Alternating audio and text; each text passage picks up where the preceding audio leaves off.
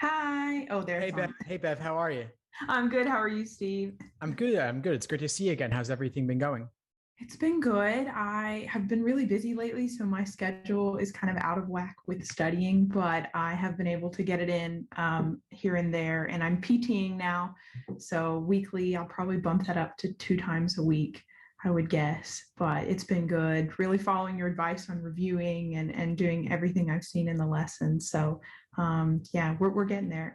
Awesome. Awesome. That's great to hear. That's great to hear. What's your target test date? Well, that's what I wanted to talk to you about today. Sure. All right, let's do it. So I originally was thinking October because I started in July and I thought 3 months would be good. So now, and what I wanted to talk to you about is now I'm thinking, should I wait until November? Because the sign up date for October is next Wednesday, the 25th. And so I'm kind of weighing my options and doing a cost benefit analysis of waiting for the November test because my plan is all of my materials are done in terms of the applications. So as soon as the score comes out, I'll apply. So it's not like I'm gonna have to wait a couple months to submit. So that's kind of what I'm looking at right now, what I wanted to discuss with you, kind of breaking all that down. Yeah, for sure. For sure. I mean, it really comes down to where your practice test scores as the exam approaches and how much more could you improve with the additional month. So I'd suggest see where your practice test results are around the sign up deadline and make a decision then. And you could potentially take both or register for both Yeah. and then withdraw from October if as it gets closer, you feel like November is really going to be it for you. But they're both perfectly early in the cycle. And so if you could get even a couple points more by doing November instead or in addition, I would do November. Okay. And I think that thank you for that advice. I've been really thinking about when I took the test a year ago, I was going to take it in October. And then I decided to wait, and I was glad I did. I guess my worry is about would another month to wait applying hurt me in the cycle or not? I know that's hard to tell because we don't really know what this cycle is going to look like. But I guess what have students thought about in the past in terms of waiting that extra month in terms of their application? Because I definitely think I could bump my score up more with that extra month, that it would give me kind of a pause to, yeah, to do a little better. If you can bump it up, then November is your answer. It really is. It's as simple as that. Applying early, quote unquote, early matters much, much less than it used to. And what early means has changed over time as well. So previous cycles, especially going back 5+ years, are not that relevant at all. You might see outdated information out there about that. But November is still considered early at this point. January, February are kind of in the middle. So if you know that you can get a few points more by doing November, then that's all you got to do. Just do November. Okay. Yeah. Well, that's good. Okay. That's probably what I'm going to do. I definitely think it's hard to weigh all of this because you want to make sure that you're not making the wrong choice, but it seems that just based on what I did a year ago, it certainly was helpful to be doing that. So I definitely will go ahead and do Great. that. I guess in terms of how many PTs before I know kind of my average and where I'm at, because right now, let's see, I've done 3. So would it be at like 10 with or 5, and then look at 10, or how can I weigh all that? Yeah, that's a good question. I mean, I typically suggest taking the average of the most recent 5 practice tests Okay. that you've done in a relatively short period. So if you're doing 2 a week, that's a short enough period. So over a 2.5 week span, you'll see where you're at. That's a reasonable indication. And I suggest at least 5 because anyone can have a bad day, anyone can have a great day, and you want something that's representative. So fluctuations between those 5 are normal. And there could be wild swings between them too. There could be a 10-point difference. Right. So that's why I suggest getting 5 at least under your belt to suggest where you're at. Okay. And the nice thing about, oh, go ahead, sorry. please. I was just going to say the nice thing about doing an additional month of prep between October and November is that gives you more time to get the full routine of taking practice tests, dealing with the endurance factors and pacing, and of course the new 4-section format of the LSAT as well, including that unscored experimental section. So all those run-throughs are really helpful.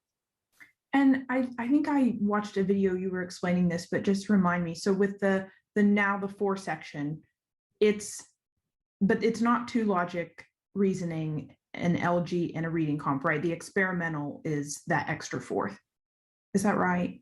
Right. So there are now 3 scored sections, only one of games, one of reasoning, one of reading comp, and then that unscored fourth could be any of the types and be any position. So the prep tests you see published out there, including in Law Hub, that's just an artifact from the old LSAT in person where they had 2 scored LRs.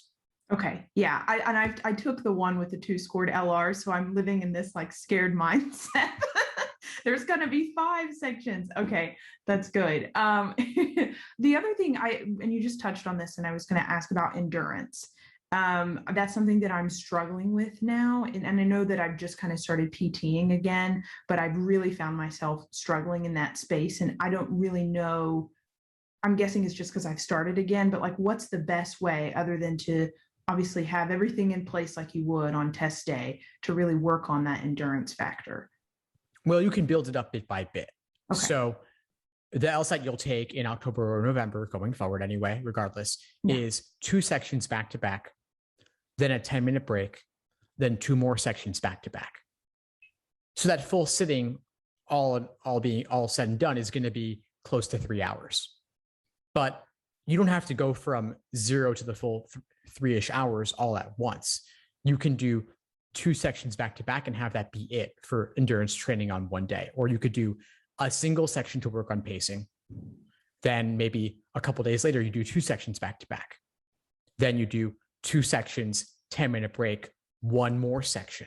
So you could do it incrementally. It doesn't have to be all at once.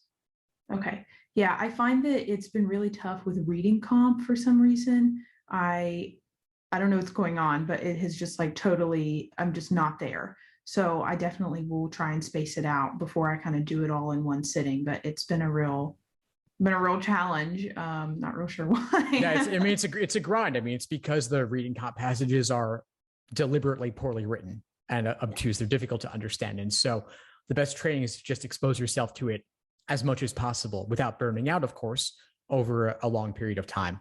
And if reading comp is the thing you don't like, then of course you want to practice it more.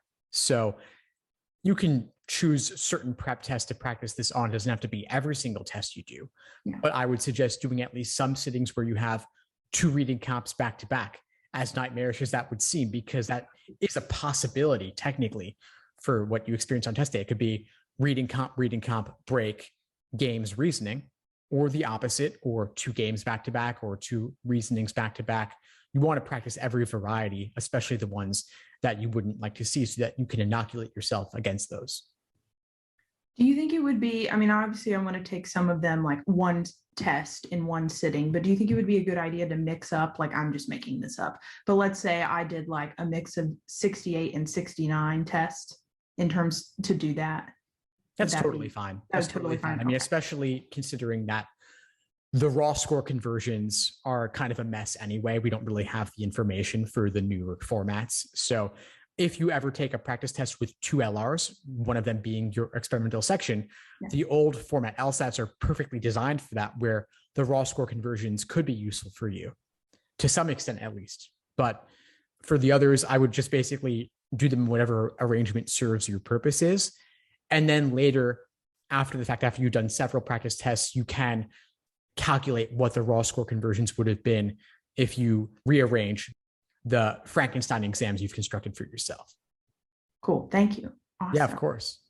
Anything else for today, Bev? I think that's it. Yeah. Awesome. Well, I'm glad we had the chance to meet again. Reach out if you need anything going forward. I'm happy to help. I will, for sure. Thanks so much, Steve. Of course. Have a good one. You too. Bye-bye. Bye.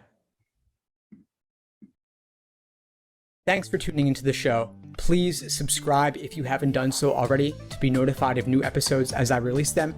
And feel free to reach out if you need anything at all as you move forward with your prep. I'm happy to help however I can. In the meantime, I'll wish you all the best and take care.